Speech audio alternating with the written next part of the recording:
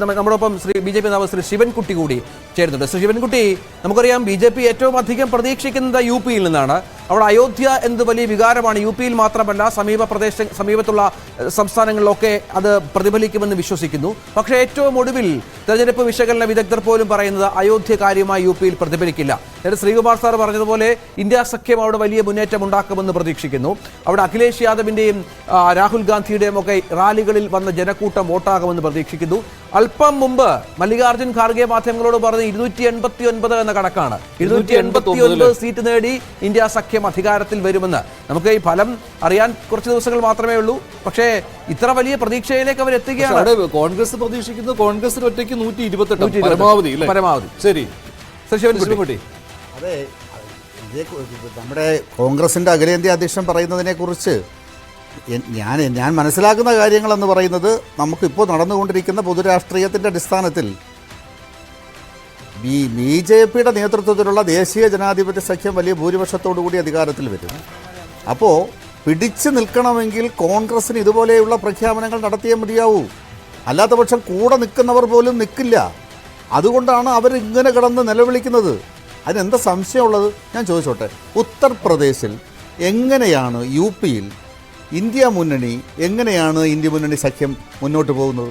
ചില സ്ഥലങ്ങളിൽ മത്സരം നടന്നു എന്നുള്ളത് യാഥാർത്ഥ്യമാണ്. ചില മണ്ഡലങ്ങളിൽ ശക്തമായിട്ടുള്ള മത്സരം നടന്നു. ആ ചില മണ്ഡലങ്ങളിൽ ശക്തമായ മത്സരം നടക്കുമ്പോൾ അതിനെ മാത്രം മുന്നിൽ കണ്ടുകൊണ്ട് തെരഞ്ഞെടുപ്പിൻ്റെ ഫലം വിലയിരുത്താൻ സാധിക്കുമോ? ഇപ്പോൾ മുഴുവൻ പരിശോധിക്കണം. യു പി പരിശോധിക്കുന്ന സമയത്ത് എത്ര മണ്ഡലങ്ങളിലാണ് അത്തരത്തിലുള്ളൊരു മത്സരം നടന്നു എന്ന് ഇന്ത്യ മുന്നണിയുടെ നേതാക്കന്മാർ പറയട്ടെ. ചില മണ്ഡലങ്ങൾ നടക്കുമ്പോൾ യു പിയെ അതിനെ മുഴുവനായിട്ട് വിലയിരുത്തുകയാണോ യു പി മൊത്തത്തിൽ? അങ്ങനെ മൊത്തത്തിൽ വിലയിരുത്താൻ സാധിക്കില്ലല്ലോ. അപ്പോൾ സ്വാഭാവികമായിട്ടും ഞാൻ ചോദിച്ചോട്ടെ, രാമജന്മഭൂമി അയോധ്യ വിഷയം, അവിടെ ശ്രീരാമക്ഷേത്രം അവിടെ ഫലിച്ചിട്ടില്ല എന്ന് ആരാ പറയുന്നത്? ഇന്ത്യ മുന്നണിയാണ് പറഞ്ഞത്. ഇന്ത്യ മുന്നണിക്ക് അങ്ങനെ പറഞ്ഞല്ലേ സാധിക്കൂ. ഇന്ത്യ മുന്നണി അങ്ങനെ പറഞ്ഞോട്ടെ. അത് പറയുന്നതും തെരഞ്ഞെടുപ്പ് വിദഗ്ധരുടെ പൊതു അഭിപ്രായം പരിഗണിക്കണം, അല്ലെങ്കിൽ തെരഞ്ഞെടുപ്പ് നിരീക്ഷകരുടെ പൊതു അഭിപ്രായം പരിഗണിക്കണം. അവിടെ തടിച്ചുകൂടിയിട്ടുള്ള ജനങ്ങൾ, നരേന്ദ്രമോദിജിയുടെ പരിപാടികൾ തടിച്ചുകൂടിയിട്ടുള്ള ജനങ്ങൾ, അതുപോലെ തന്നെ ദേശീയ ജനാധിപത്യ സഖ്യത്തിൻ്റെ നേതാക്കന്മാർ പങ്കെടുക്കുന്ന റാലി, ഇതൊക്കെ പരിശോധിക്കണം. ഇതൊക്കെ വ്യക്തമായി പരിശോധിക്കണം. ഞങ്ങളെ സംബന്ധിച്ചിടത്തോളം വളരെ വ്യക്തമാണ്.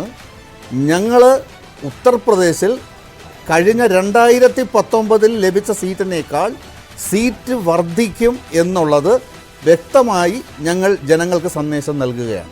കാരണം ഈ തെരഞ്ഞെടുപ്പ് ഞങ്ങൾക്ക് അനുകൂലമാണ്.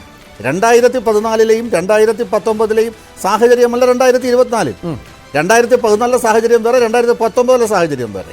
ആ വ്യത്യസ്തത എന്ന് പറഞ്ഞാൽ താങ്കൾ ഏത് സ്ഥലത്തിലാണ് കാണുന്നത്? 2014 സീറ്റ് കൂടുന്നു എന്നുള്ള രീതിയിലാണ് താങ്കൾ പറയുന്നത്. അപ്പോൾ എന്ത് സാഹചര്യമാണ് പുതുതായി ബി.ജെ.പിക്ക് അനുകൂലമുള്ളതെന്നുള്ളതാണ്. കാരണം അരവിന്ദ് കെജ്രിവാളിനെ ഇതിനു മുൻപ് ജയിലിൽ അടയ്ക്കുന്നത് വലിയ പ്രക്ഷോഭമായി ഇന്ത്യ സഖ്യം മുന്നോട്ട് കൊണ്ടുവന്നു.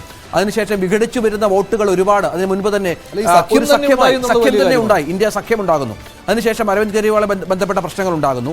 അങ്ങനെ 2014-നേക്കാളും 2019-നേക്കാളും ഒരുപക്ഷെ കൂടുതൽ എതിർപ്പുകൾ എൻ.ഡി.എ സഖ്യം നേരിടുന്ന തെരഞ്ഞെടുപ്പ് കൂടിയാണ് എന്നല്ലേ? വോട്ടുകൾ വിഘടിച്ചു പോകുന്നതിൽ കുറവുണ്ടാകുമെന്നുള്ളതാണല്ലോ. ഇതിലെ ബി.ജെ.പി വിരുദ്ധ വോട്ടുകൾ ഏകീകരിക്കുവാൻ പറ്റുന്നുണ്ട്.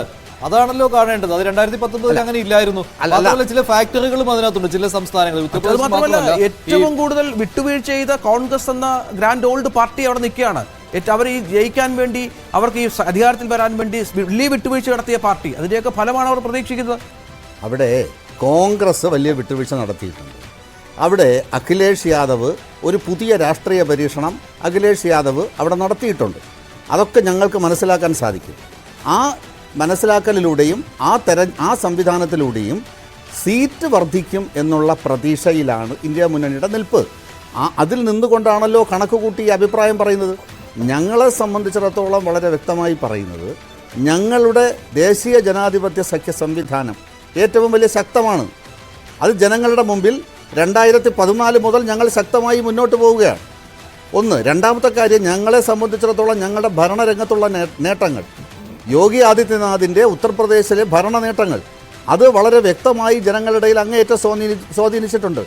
നരേന്ദ്രമോദി സർക്കാരിൻ്റെ വികസന പ്രവർത്തനങ്ങൾ, അതുപോലെ നരേന്ദ്രമോദി സർക്കാരിൻ്റെ ക്ഷേമ പ്രവർത്തനങ്ങൾ, അതൊക്കെ ജനങ്ങളുടെ ഇടയിൽ വലിയ തോതിൽ സ്വാധീനം ചെലുത്തിയിട്ടുണ്ട്. ആ സ്വാധീനം ചെലുത്തിയിരിക്കുന്നത് ജനങ്ങളുടെ വോട്ടർമാരുടെ ഇടയിൽ വലിയ ചർച്ചയായിട്ടുണ്ട്. അതുപോലെ തന്നെയാണ് അവിടെയുള്ള ഏറ്റവും വലിയ വിഷയം എന്താണ്, ജനങ്ങളെ ബാധിച്ചിരുന്ന ഏറ്റവും വലിയ വിഷയം എന്താണ്, ഗുണ്ടാരാജ്. ആ ഗുണ്ടാരാജൊക്കെ ഉത്തർപ്രദേശ് അടിച്ചൊതുക്കി ഒരു രാഷ്ട്രീയ സംവിധാനത്തിൽ ഒരു ഭരണ സംവിധാനം സംശുദ്ധമായി മുന്നോട്ട് കൊണ്ടുപോകുന്നതിൽ യോഗി ആദിത്യനാഥ് സ്വീകരിച്ചിട്ടുള്ള സമീപനം അത് ഉത്തർപ്രദേശിലെ ജനമനസ്സുകളിൽ നിറഞ്ഞു നിൽക്കുകയാണ്. അങ്ങനെയാണ് അത്രയും വലിയൊരു ആത്മവിശ്വാസം. അതായത് കഴിഞ്ഞ തവണത്തെ 64 സീറ്റിനേക്കാളും കൂടുമെന്ന് 80 സീറ്റുണ്ട്. കഴിഞ്ഞ തവണത്തെ 64-നേക്കാൾ കൂടുമെന്നാണ് ഇപ്പോൾ BJP-യുടെ കണക്കുകൂട്ടൽ. പക്ഷേ ശ്രീ